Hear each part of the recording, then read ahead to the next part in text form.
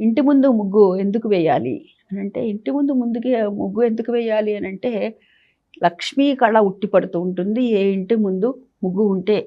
అదే కాకుండా ముగ్గు అనేటటువంటిది దేనికి సంకేతము అని అంటే, మన ఇంట్లో ఏదైనా జరగరాంది జరిగింది అంటే, ఏదైనా మైల వచ్చిందనుకోండి, ముక్తాశౌచం అంటారు దాన్ని, పురుడునేతో జాతాశౌచం అంటారు.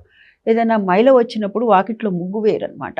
అంటే ఎవరైనా సరే భిక్షాటనకు వచ్చేటటువంటి వాళ్ళు కానీ, సాధు సంతులు కానీ, అటువంటి వారు వాకిట్లో ముగ్గు లేదు అంటే వీరింట్లో ఏదో అటువంటిది ఉంది కాబట్టి వీరు లోపలికి వెళ్ళకూడదని అది గుర్తుగా తెలుస్తుందనమాట.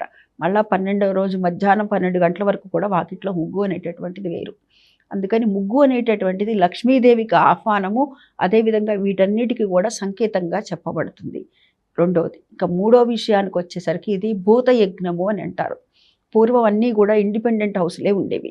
అది బియ్యపిండితో మాత్రమే